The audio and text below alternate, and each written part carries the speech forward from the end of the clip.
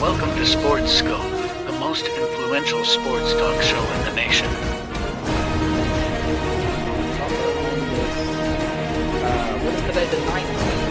Stay tuned for updates and great sports content. Hello, everybody. Welcome to Sports Scope. I'm your host, Robert Butler. Got a great show for you tonight. A lot of big breaking news out there.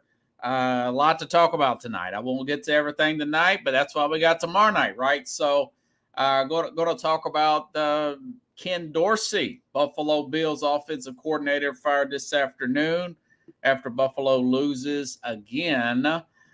2 straight there, losing to Denver. Also, going to give you my Power 5 good scope, bad scope, and of course we got a few other games to go over. The J.Stroud. What pressure does that put on other rookie quarterbacks and quite frankly, young quarterbacks? What does that put on the staff, general managers, from the ownership of seeing a guy like J.Stroud succeed the way he does?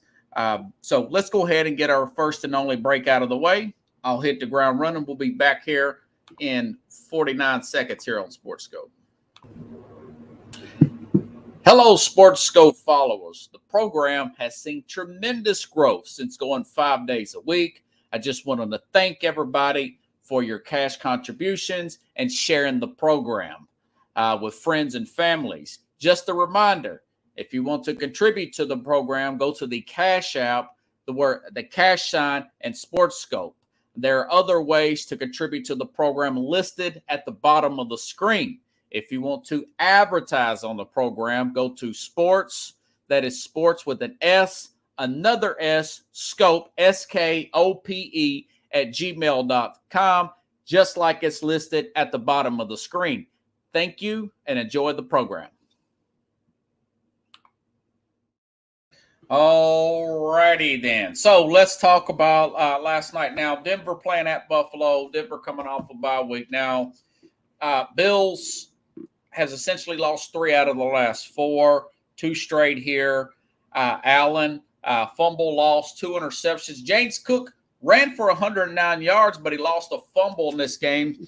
If you lose if you have 4 interceptions, chances of you winning that on the average is less than 20%, according to the statistical data, when you start turning the ball over at that rate at home. So it was just not very good night there for the Bills. As I said and predicted, this team will not make it to the playoffs.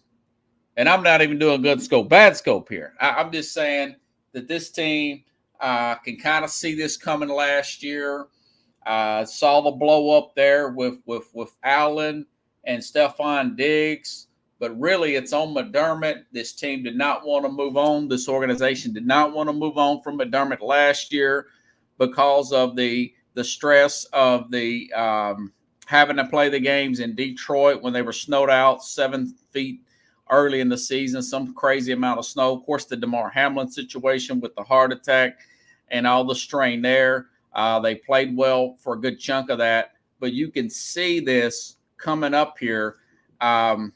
Even before Ken Dorsey was the fall guy, this team has struggled to run the football since Allen has been there, since 2018 as the league as their quarterback. He's been often their leading rusher. Going back last week, he led the rusher 44 yards in that loss to Cincinnati.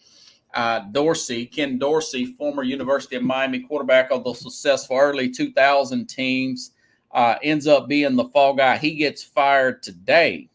Okay. I understand that they've lost, Matt Milano, their best linebacker, Tre'Davious White, their best corner. Micah Hyde wasn't there. But Allen, that's on the defensive side, folks. Allen, 19 touchdowns, 11 interceptions. He's starting to really fall off here, and some of that is on him. A lot of that is on the essential consistency of the offense. You have to have some type of running game there. to compliment him. So here in just a second, I'm going to give you a couple of candidates because I do think that McDermott will get canned this year. And quite frankly, in the next couple of shows, I'll give you my list of coaches who I think that will get canned towards the end of the season. Here, we've already had two. Well, we've had one head coach there, and Josh McDaniels, and now we've had a coordinator, and that's usually where it starts. The coordinators become the fall guys first, and then it's usually the head coach. Okay, flip side here. Got to give the praise here. Denver. Last two wins over heavily favored Super Bowl teams over the last two seasons. Buffalo, Kansas City, riding a 3-game winning streak. Denver loses the last two games. Check this stat out, Pickles.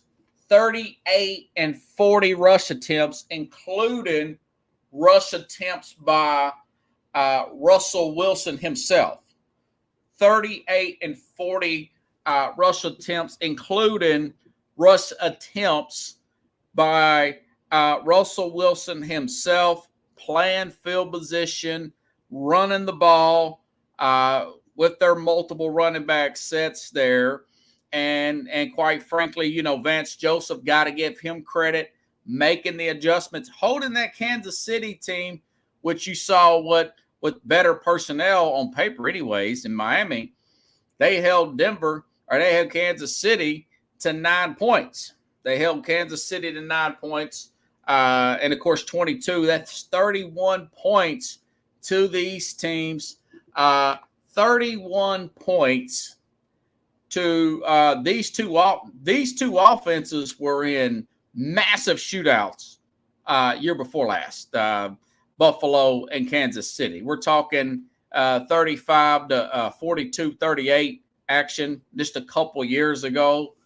And Denver holds these guys in check here. So Sean Payton, they're now 4-5, still very much in it. So look at these stats here. I want to say I screenshotted something here on Russell Wilson in 2023. Sometimes it takes a little bit of a while to get the head coach's new work ethic. It takes his new discipline, his whole program. It takes 2, 3, 4, 5 games for his habits, Sean Payton's habits, to sink into the whole crowd. And of course it has. Russell Wilson in this year in NFL ranks, passing touchdown, he's ranked 3rd. Passing touchdown per attempt, he's 1st in the NFL.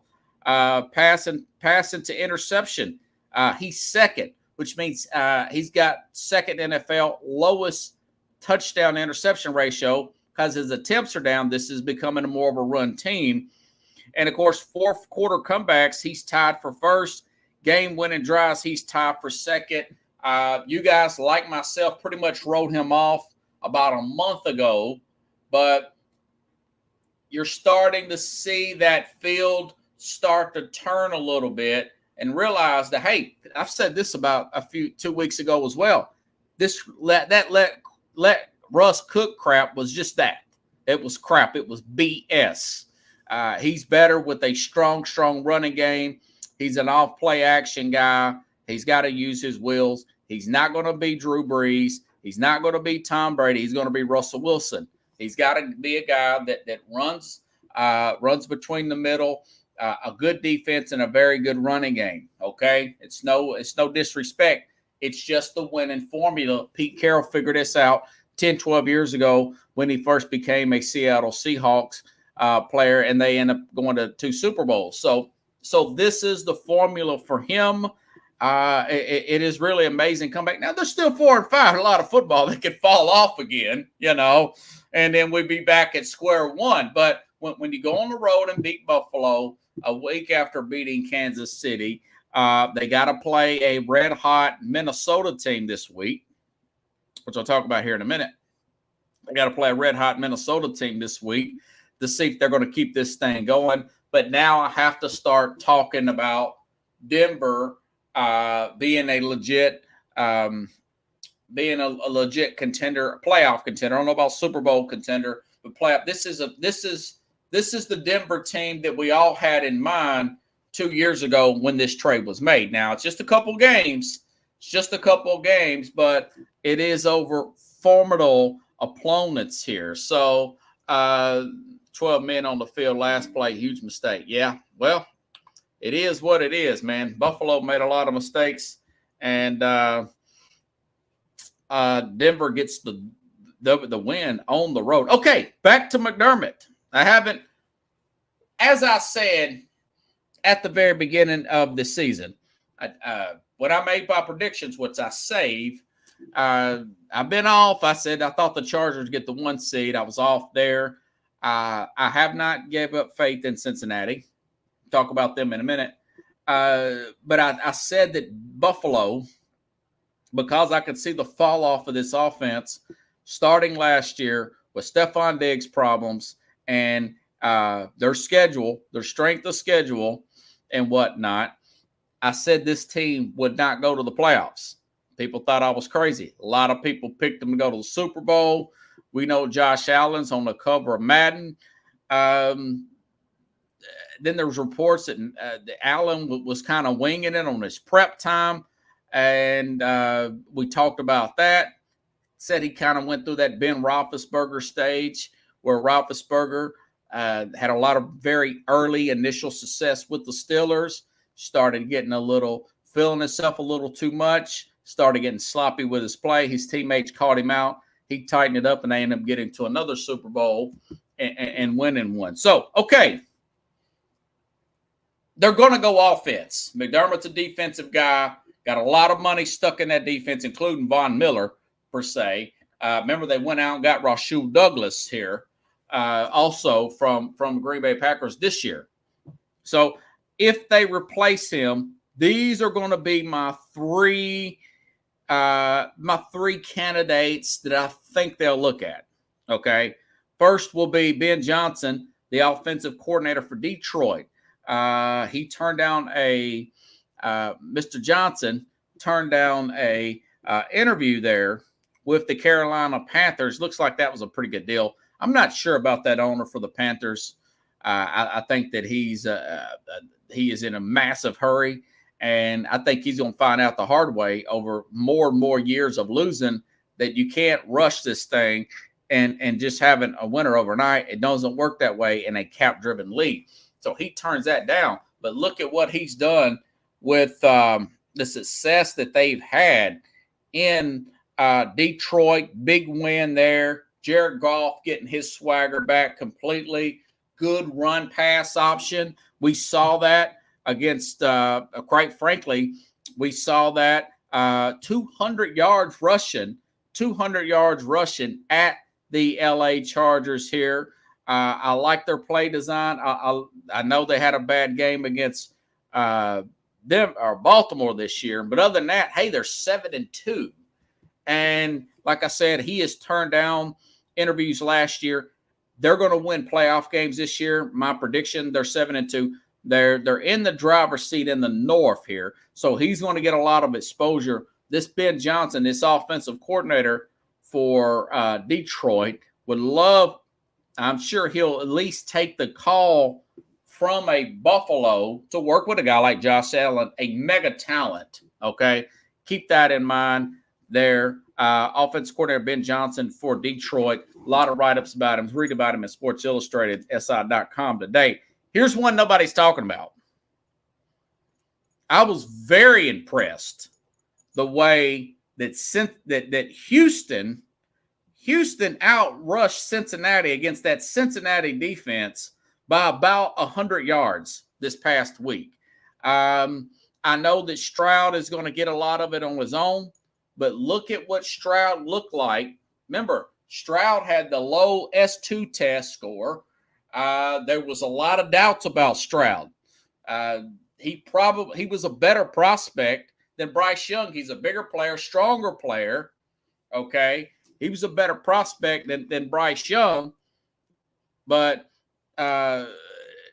he ends up going to second. Now, this guy Bobby Slowick. Keep that name in mind. Kind of young, but I like the play design of Houston. I like the 30 points they scored. Remember, hey, check this out. They don't have any big name skill players, folks. They have no big name skill. I mean, Tank Dell, Nico Collins, Noah Brown. These are cast off players here. Stroud is very coachable. He has taken any of, but this guy that's come over there from Billy Slowick, Bobby Slowick. Keep that name in mind. I like the play design. I watched a lot of that because I really wanted Cincinnati to beat them because I didn't want to hear Carlos boasting about it on Friday. And I'll go over that game here in just a second. But anyways, I love the balance of that team. This guy's young, born in 87, only 36 years old. Now, I'll say this. He's been in the league since 2011. He will get considered for interviews. I mean, if Stroud wins Rookie of the Year, which I expect, he may even win MVP. I don't think he will at rookie. That's a bit of a long shot. They're going to have to make the playoffs for that to happen. And there's still a lot of football left, folks. But this guy will, because he did such a good job with Stroud so quickly in the play design and the run, the pass to run calls over these last 7-8 games. He'll get some kind of consideration. But here's probably my favorite. And this guy is in their division. Frank Smith. Keep that name in mind. 42 years old, in the same division from the from the Dolphins. Best offense in the league statistically. He has been an assistant. He's been in coaching since 2004, since being a grad assistant here. Bounced around a little bit, but we see opposing teams ask Bill Belichick, love to clip off players and coaches. Love to clip off players and coaches from other teams. Frank Smith, a little bit older, probably more ready for this job. The offensive coordinator who works under Mike McDaniels, he's actually younger than McDaniels, and what they're doing in Miami there with that zone block and running scheme, which is exactly, they need a Gary Kubiak type of guy to work with Josh Allen, but put him with that defense. I don't know how long Von Miller's going to last, but guys like Daquan Jones, Ed Oliver, they're still Milano, still pretty young players there and all these guys are going to be back there. They're going to have to get young at corner. They're going to have to move off probably Micah Hyde. They're probably going to have to move off Tre'Davious White, but offensively, I would probably move off of Stephon Diggs, definitely, and get his attitude out of there and draft another receiver to play with him. I still like Don Kincaid there. The tight ends turned out to be a pretty big hit there. But Frank Smith, keep that name in mind, from the Miami Dolphins. I got a feeling that they're going to look at the former Miami Dolphins. I think I may have screenshotted a write-up on him. I want to say that Sports Illustrated, Smith is trusted offensive mind in Miami, a place where a lot of most innovative thinking and planning takes place. Of course, they talked about that 70 points they put up on this Denver team that looks good now. There are coaches and people inside coaching businesses who love the 42-year-old, who worked with Sean Payton, John Gruden in different styles before connecting with Mike McDaniel in Miami. So he's got a little bit of a pedigree. I think all of you will need to know about Smith is that each stop throughout his career, there has been a player who has lauded him for interpersonal efforts. We mentioned his work with Darren Waller a year ago from experience talking to coaches. So that was from a write-up there from SI.com. Frank Smith would be my guy. If I let go, which I think they should, let go of Sean McDermott there, John, if you're watching, go after Frank Smith or at least interview him. He may be a terrible interview, but at least interview him, the Miami Dolphins offensive coordinator. You're going to have to be more physical. They have to be more physical, but that would be a good candidate. to work with Josh Allen. You can't let a talent like Allen go to the wayside. You know, I'm sure there was Denver fans in the 80s, Pickles, that looking at a guy like John Elway said, man, we got to get the right coach around this guy, man. He's a mega talent, you know? Then they finally got Mike Shanahan, the dad, and then they put Terrell Davis in there in that zone blocking running scheme, and you got the Mile High Salute, 2 Super Bowl wins later, and the legacy is born and written. So food for thought there. Okay, here's the other big game. Houston at Cincinnati. The reason why I want to bring this up is I think that Cincinnati looked at Houston and saw Cincinnati. There's a meme going around the internet all the time where you see the Spider-Mans. There's 3 or 4 Spider-Mans. They're all looking at each other like they're mirror images, or maybe 2, and it's some kind of optical illusion. But you look at a team like Houston, it reminds me of the Bengals about 2 years ago, in 21 when they made the Super Bowl. They look like a team that was dreadful for a few years.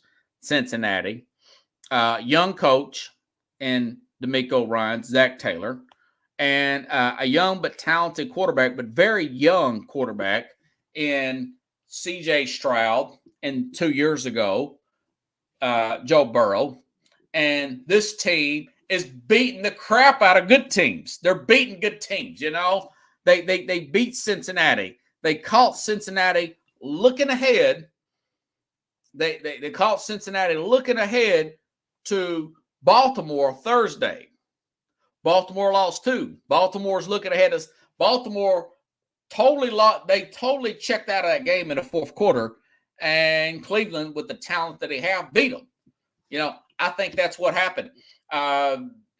Just unforeseen errors, turnovers. They ran the ball really well. Stroud could not get Stroud off the field here, and they saw themselves. Remember, I want to say Cincinnati beat Kansas City like 3 straight. You know, and then Kansas City finally beat them last year in the AFC Championship game. So this kind of reminds me of this Houston team. But they're also a very young team, right? They lose to Atlanta. They lose to the number 1 pick at one time. The only win for Carolina was over Houston. So they're up and down, typical young team here. That Bengals team a few years ago, they lost to a pretty average Cleveland Browns team in a blowout there, okay, with Baker Mayfield. So that Cincinnati, remember they beat the number 1 seed Tennessee Titans that year in 22. So this Texans team, Texans ran 74 plays to 60. Stroud in this offense, also he didn't convert as many third downs as Joe Burrow. Burrow was 6 for 14. Stroud was 4 for 13 on third down. Houston rushed him 188 to 66. That is huge. That is good zone blocking running scheme. That is getting your left tackle paid. Now you're starting to see that's why you pay these offensive linemen. Ran the ball really well on Houston there. And of course, all that being said, Tyler Boyd drops the touchdown. He drops a surefire touchdown that normally he catches. You know, I think they should have ran the ball a little bit more. Once they got the ball down Cincinnati towards the end, you got a little bit under a minute to go. You run the ball a little bit more. Then you take a shot. Don't give them time to go get that game-winning field. You get in overtime, and then I like their chances a little bit better. They didn't do that. They were overconfident. They were looking ahead, and they got beat. And Boyd drops man. You know what I would do if I'm Joe Burrow, because they got a tough game. They got to play Baltimore Thursday in 2 days. I would try to throw Boyd a pass early, just to get that drop touchdown pass out of his mind. Throw him one to break the mold there, because he's going to need him down the stretch. some stupid pop-up come up on my screen. Okay. So it's a great game though. Houston's now beat Pittsburgh, Jacksonville, New Orleans, and Cincinnati, all playoff teams. But then they turn around, like I said earlier, lose to Indianapolis, Atlanta, and Carolina, non-playoffs teams. Very up and down team. But again, here's something else to think about here. J.Stroud he's playing so well right now. He was what did I say about that? J.Stroud. I've got some notes here, and I clicked on the wrong one here because I wrote two things here. J.Stroud, but there was a story about him being competitive with Bryce Young since the 7th grade in Southern California. Stroud was also a camp counselor at the Peyton Manning, the Manning family quarterback camp. Malcolm Gladwell's got a book out. It's been out a few years, about 10 years. It's called the Outliers, the 10,000 hour rule and all that. To become really successful at something. Corey, you've talked about that book a lot here. And Stroud is a guy that he doesn't have the best completion. It's like 59%. That's not considered good. But you look at all these hours he's got, 707s, Manning camp counselor. He's like an Elway. I mentioned Elway earlier. He's got a natural feel for, unlike a guy like a Tennessee Titans, which I'll get into tomorrow. Will Levis, who doesn't have a sense for the pass. This guy's got a natural sense for the pass rush. He'll spin off of a tackler and make the throw at ease downfield. And he doesn't have favorite receivers. He may have Tank Dell may be the big guy of one day. Which is exactly what you want out of quarterback. Nico Collins may be the star. Noah Brown may be the star. Dalton Schultz, the former tight end free agent, I think he had a touchdown. He may be the star. Well, you start doing that, and that's the recipe of a good quarterback. Okay, but he's playing so well, and he has got so much experience. Think about it. He's got everything working against him. Everything we say working against him as a quarterback. Okay. He didn't have a good S2 score. That's supposed to have been like a cognitive test. He was one of the worst ones to score there. That's a strike.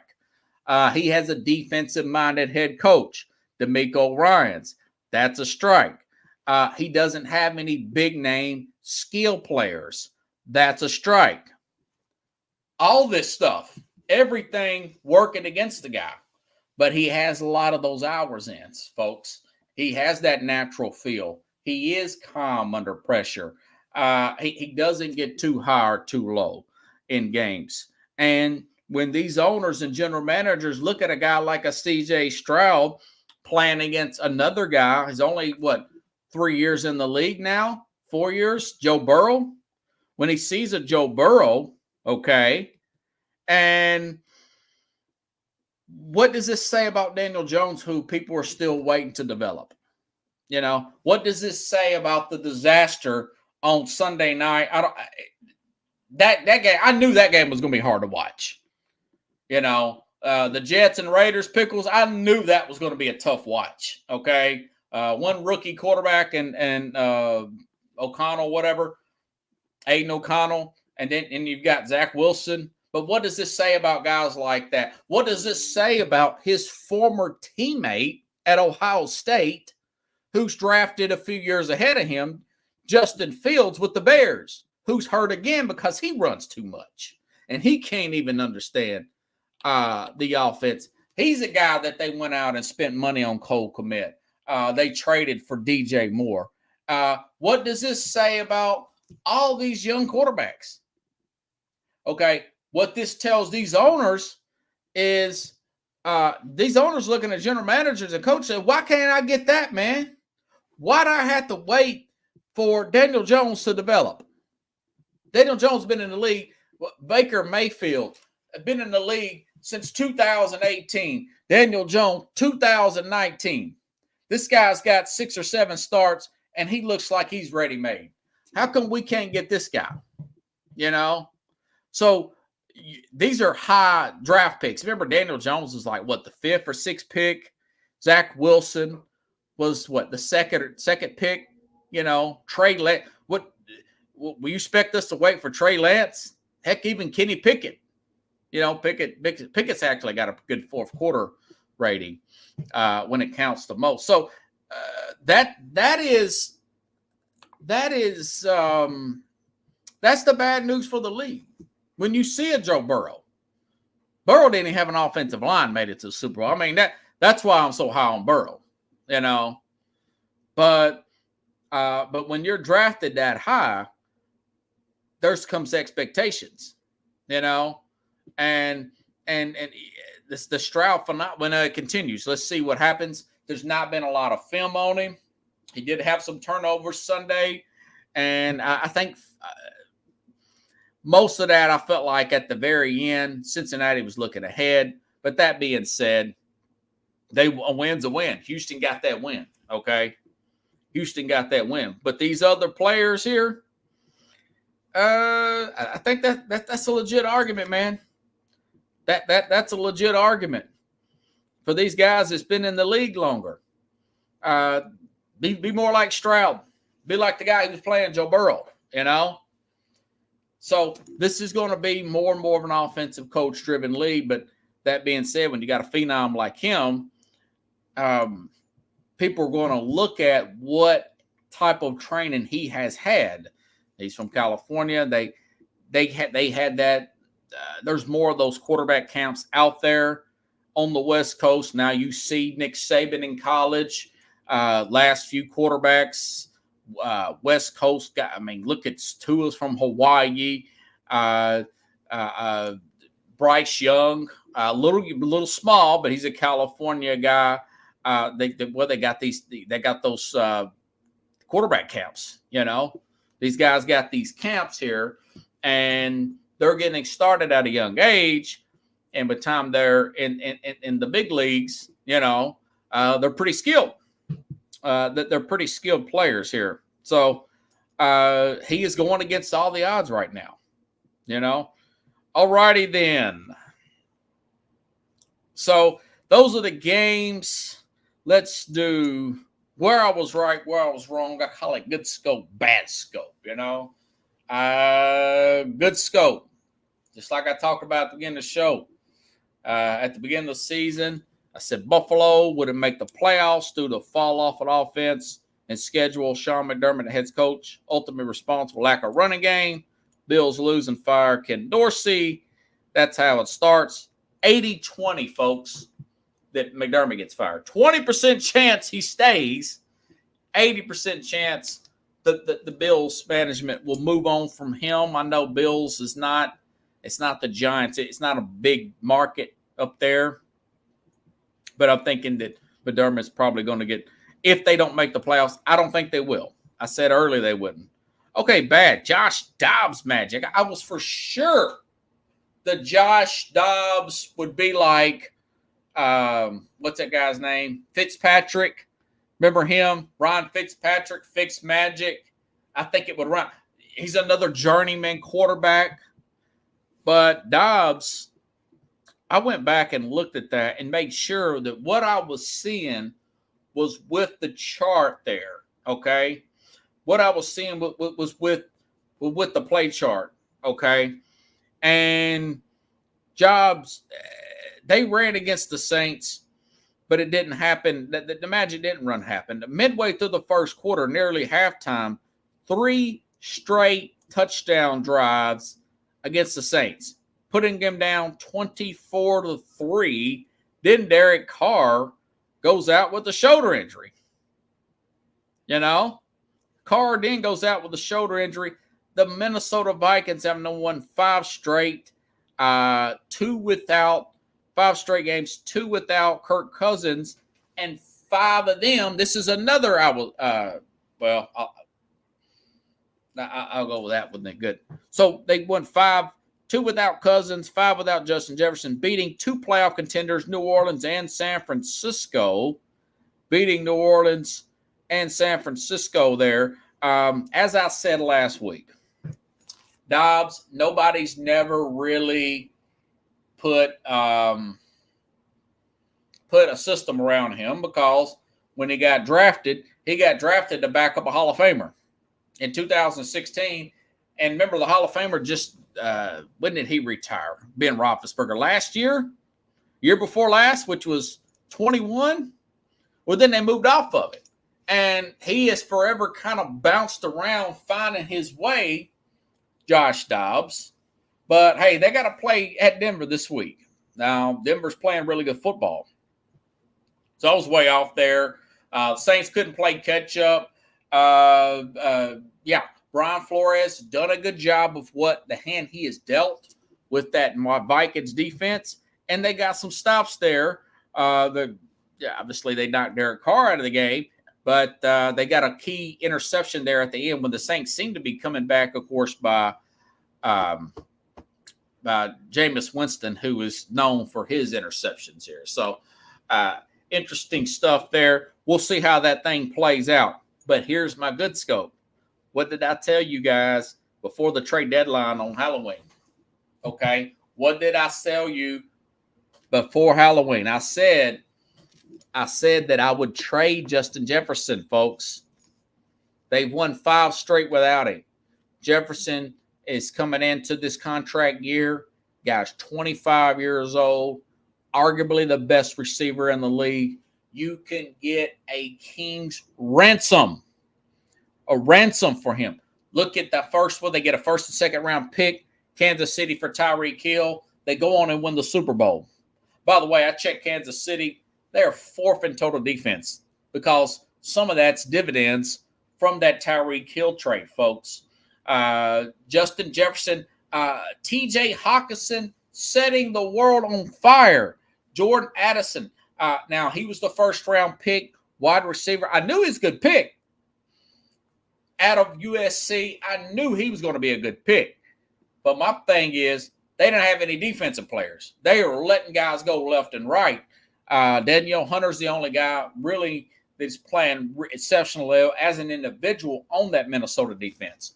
But I do think 25, best receiver in the game, big receiver, 3 first rounds, what I would ask, maybe a first, a second, or maybe a first and 2 seconds. That's a lot of draft capital. Remember, they traded Stephon Diggs and got him. And Diggs is the Bills got to deal with his contract and his attitude. Okay, so I was right all along. Jefferson 1-3 without him. They're doing just fine with Hawkinson and, of course, Jordan Addison, who is on a rookie deal. Let's keep that in mind. They're still very much in the playoff hunt.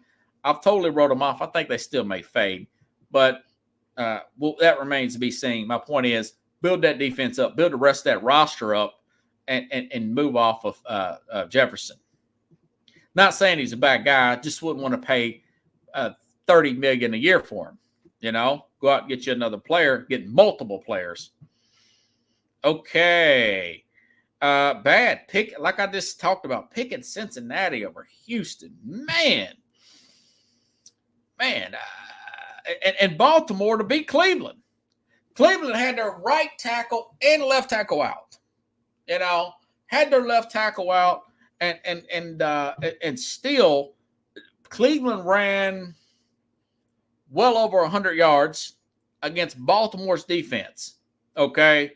Again, Baltimore looking ahead, up 24-9 going into the fourth quarter, I want to say, or going into the second half. Either way, you got a 24-9 lead. You're Baltimore at home. That's a wrap. Most of the time, it's a wrap. I know Miami came back on them last year. That seemed like a fluke.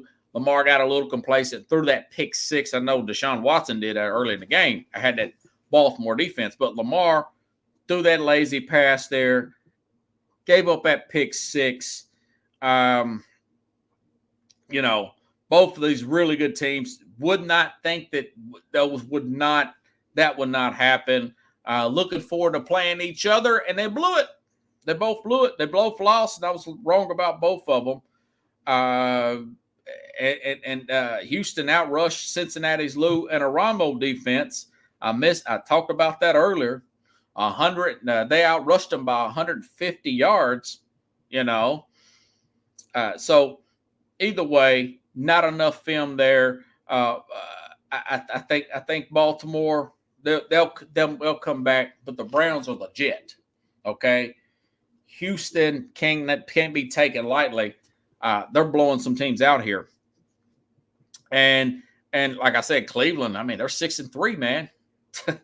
Just when you think they're dead, and I think they may beat Pittsburgh this week, but I ain't gonna get too far ahead of myself. So, anyways, 24-9 comeback on the road against that Baltimore defense. It leads the league in sacks, and your left tackle's out. That's really impressive. That's almost impossible. So I was wrong about that. A lot of people would have been. Okay, good scope. Picking San Francisco to beat Jacksonville. Okay, Trent Williams came back. Like I said, that would be a big difference. They had the bye week, correct some of Brock Purdy's mistakes. Also, Deebo Samuel back. Chase Young back. Brock Purdy, 148.9 quarterback rating. And not only that, 34-3 on the road. So Chase Young on that defense. We'll talk about them in the Power 5 here in a minute.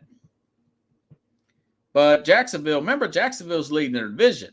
Jacksonville's on a 5-game winning streak. They're also at home off a bye week and got manhandled. They got manhandled. Like I said, I didn't think they'd get manhandled, but I'd have put it on my, 5 against the spread. But I thought they would win that game, And also Detroit.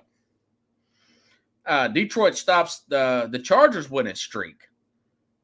They put 41 on the team's defense and playing well as of late and ran for 200 yards. Also right about that. So, like I said yesterday, folks, I had to do if I get too far behind on clips. By the way, I gotta get new followers from clips. I have to do my clips. I got about a week behind. If you go back, you can see the clips on the YouTube under shorts. You can also see them on, of course, my Facebook and stuff as well. But also, I'll put them on the X at R Butler #SportsScope. You can find out any of that stuff. So that's why I didn't. So did the good scope, but also I want to do the Power 5 here. So Philadelphia, Kansas City didn't play last week. They're still pretty freaking good. Okay, they're definitely going to be in it. Let's see, what did I do? Power 5. Where did you do? Power 5. Okay, number 5. Just talk about Detroit. 72, still in the NFC North here. I got them at 5th. 200 yards against that Charger team. I thought that was pretty good. I thought they would play well. Thought maybe the defense for for Detroit would play well. It tells you how good Justin Herbert is. He also needs a better coach here, a more competent coach than Brandon Staley. He's definitely on the hot seat as well. But Detroit, man, I tell you, they showed they can win on the road. They beat Kansas City with defense and tight plays there. But they also won a shootout style of game. Now, they did lay an egg a few weeks ago. The Ravens caught them flat-footed and just beat the crap out of them. But Jamar Gibbs, you got both a fully healthy Jamar Gibbs and a fully healthy David Montgomery. Jamar Gibbs, 112 all-purpose yards, 2 touchdowns. This team is second in offense. Their third in run defense. 79 yards a game. Sunday, rough day, but still found ways to win. Jared Goff, 5th quarterback rating. No game is too big for him. So that's another reason why I think this Ben Johnson is going to be a head coaching candidate somewhere. Goff really playing well there. Detroit making adjustments as they go along and getting that road win. I got them 5th here in my Power 5. Okay, now number 4.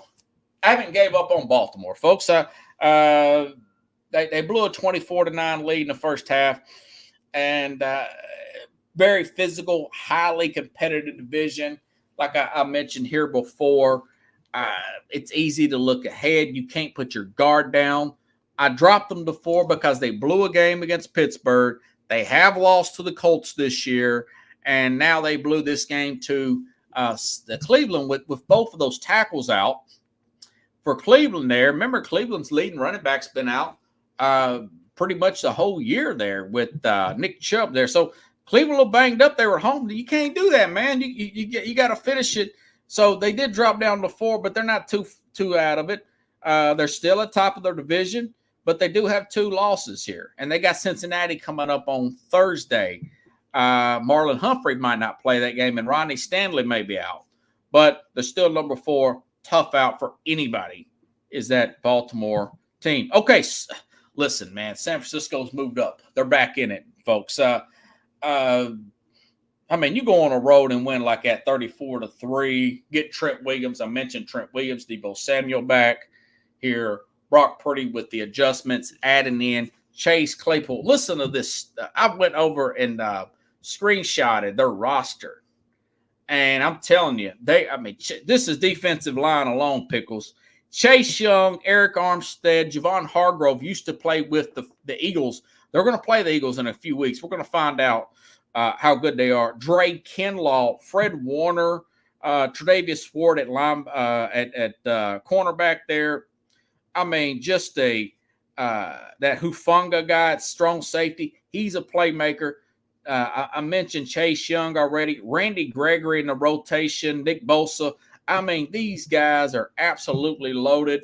They're on the defensive side of the ball. They're going to be really good. They're going to be really good if fully healthy. If fully healthy. Not to mention George Kittle, another big 100-yard game again. He's starting to look like the guy back in the Super Bowl year in 2019. Getting those 100-yard, dragging people and stuff. George Kittle. It's a lot easier when you got a running back like a Christian McCaffrey and you've got a Brandon Ayuk who's an elite route runner now, caught a touchdown here. So they got a lot of depth there, which with great talent comes great expectations. I got them at number 3. I'm not too ashamed about that. At times, I think they could be the number 1 team. Kansas City. Now, listen, I know Kansas City's not doing it pretty. They're doing it a little different this year. But like I said earlier, Kansas City, they're 4th in total defense. And a lot of that is they got an edge rusher and they've got a cornerback. A lot of that's from that trade. A lot of that's from that trade with Miami going back to the Tyreek Hill trade a few years. So I do think that Rashid Rice, even Sky Moore, those guys, Noah Gray, the other tight end, those slower running backs they have, they're finding other ways to win. I'm leaning on picking them. They got to play Philadelphia Monday night, folks. Next Monday coming up. Big game for Kansas City and Philadelphia. Okay. But, you give Andy Reid a 4th in total defense type of team and Patrick Mahomes, as I've been talking to you guys the last few weeks here, and I've wrote them off. I think they're going to come up short this year, but we'll see. We shall see. This is starting to look like Belichick and Brady. This is starting to look like Belichick and Brady This is starting to look like Belichick and Brady when people start to hit. They were tired of hearing about the New England Patriots, folks. I just call it like I see it, okay? So that's my number 2 team. Number 1, I still got Philly. Philly at number 1. Best record in NFL. Winning deep shots with A.J. Brown. What's he got? 625-yard games in a row or something like that. I mean, some are even talking about maybe A.J. Brown may be an MVP candidate. So, Jason Whitlock, he throws stuff out like that. There has not been dominant quarterback play. That's why people have brought up J.Stroud. Okay. That's why they brought up J.Stroud being a potential rookie of the year and my pushback to that article with Stroud, I think it was Florio, is you've got to get to the play. You cannot just come up short. You've got to get to the playoffs. Quite frankly, you need to win your division here, okay? But Philly, they win ugly, they win pretty, they got the best offensive line. By the way, number one run defense. They're fifth in total offense. I mean, they're right there. Jalen Carter's dominating up front for Philly. That being said, I think Kansas City will probably end up beating them. But I think Philly, now that's this week. They haven't played a game yet. But Dallas Goedert will not play next. He's going to be out about a month, and that's a big key element for the middle. Okay. That's a big deal there, Carlos. And we will talk about this game. We will talk about that game, Carlos, on Friday. Kansas City and Philly, that's a big heavyweight fight coming up here. We'll definitely talk about that one. We'll talk about Denver, Minnesota. That's a real game now. Those are teams that are steadily in it. So let's go back over the Power Five. Philly, number one. Kansas City, number two. San Francisco up to number three with that impressive win. Baltimore, number four. I can't remember who I put at number five. Detroit at number five. Now, you say, well, maybe I could have Jacksonville at number five. Could I put a Dallas who has really improved, who dominated the Giants at number five? By the way, I mean, is that another good scope? The Giants, it's one. I keep saying this is about the third game here. Okay, 2 blowouts now to Dallas. Going back to last year, you got the blowout to Philadelphia here for the Giants. Like I said before, they've got more than quarterback problems. And if I'm the Mayer family, who's this Joe Sheehan, this general manager, he gets one more year. And they're going to get a high draft pick. If he can't get it right, they're going to have to blow this thing up again. I'm sorry. They're going to have to blow this thing up again and go out and get another general manager. You cannot lose that bad. I know you, even with backup quarterbacks, you can't get blown out 49 points. Everybody talking about Wink Martindale. They ain't got that many injuries on defense, folks. So, quite frankly, Joe Douglas, not to hammer New York sports here, but I read this tweet about Joe Douglas out of Pro Football Focus. No, this is Rich Ciamani. He's I think he's with the Athletic, a reporter. He's a reporter that covers the Jets for a while. He says Joe Douglas' 2021 draft class has lost its luster. Zach Wilson, a backup. Elijah Tucker, very good when healthy is what he says. Elijah Moore, he got traded. I think he got traded to Cleveland. Michael Carter gets cut today. Jamin Sherwood, linebacker, he's a backup.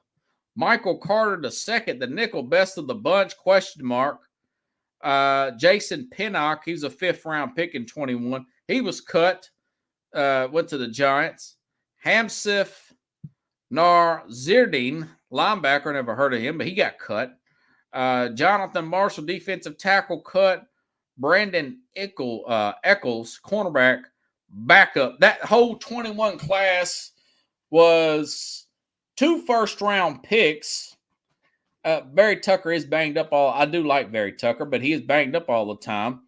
And 2 of the 3 between first-round and second-round picks, Zach Wilson, Elijah Moore's been traded. Zach Wilson's a backup.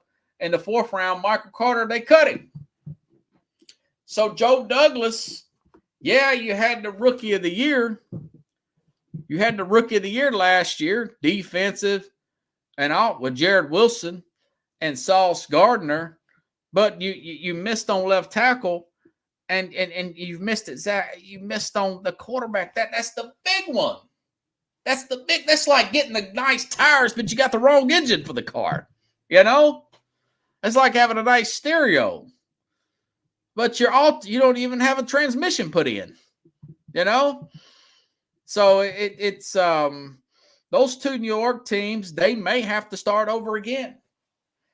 I would probably, if going back to the Giants, I would give Sheehan one more year because they did make the playoffs last year. But you can't. But Joe Douglas,